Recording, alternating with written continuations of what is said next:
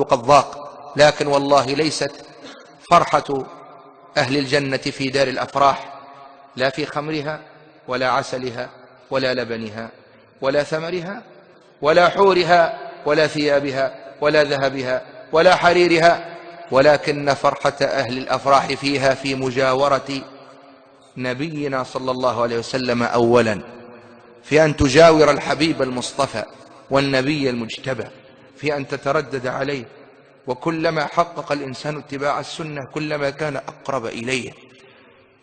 قام رجل من عند امرأته فذهب إلى النبي صلى الله عليه وسلم فطرق بابه وهو يبكي، قال: يا رسول الله، أكون معك اليوم، ولكن غدا إذا مت كنت أنت في الجنة وكنت أنا، الله أعلم بمكاني.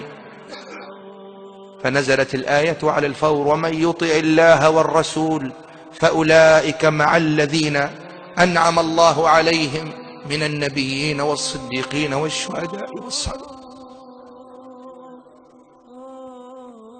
وحسن أولئك رفيقا. قال أنس: والله ما سعدنا بآية سعادتنا بهذه الآية، وإنني أشهد الله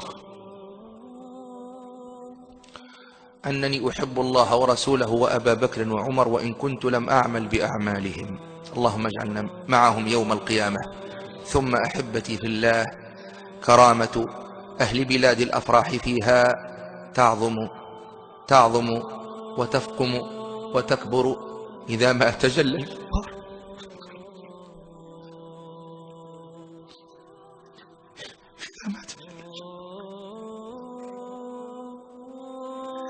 إذا ما تجلى الجبار،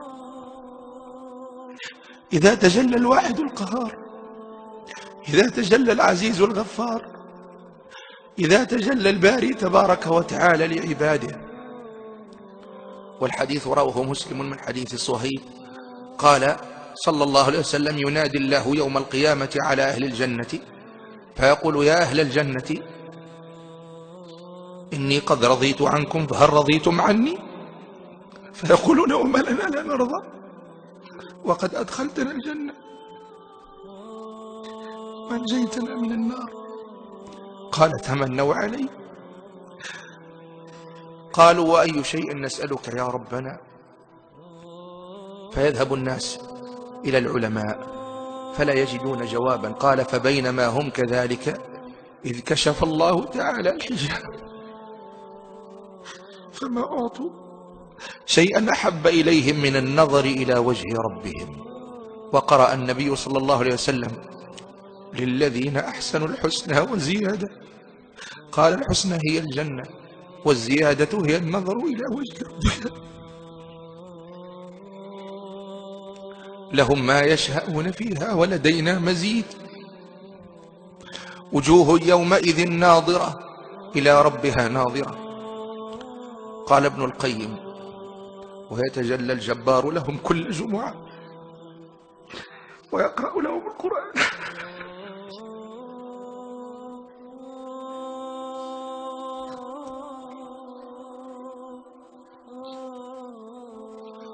يتجلى لهم الجبار كل جمعة ويقرأ لهم القرآن فيسمعونه منه.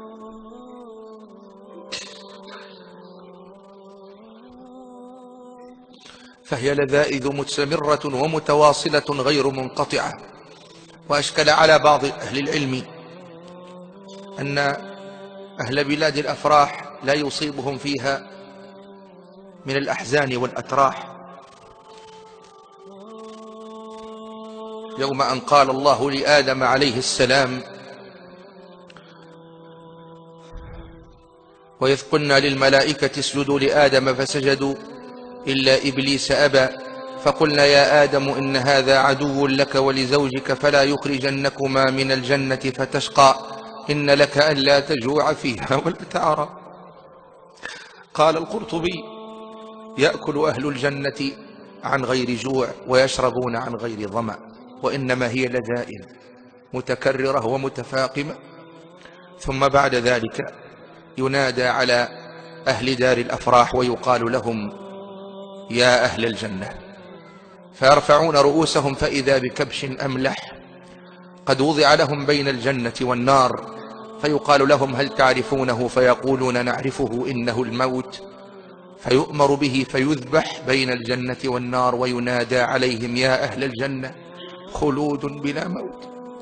لا إله إلا الله، لا إله إلا الله. أحبتي في الله، لمن باع تلك الدار، دار الأفراح، لمن باع دار الأفراح بدار الأتراح، لمن باع دار السعادة بدار الشقاوة، لمن باع دار الجنة بدار الدنيا، لا إله إلا الله. لمن باع خيام وقصور وغرف الجنة بالعقار الزائل والعطاء الراحل، لا إله إلا الله.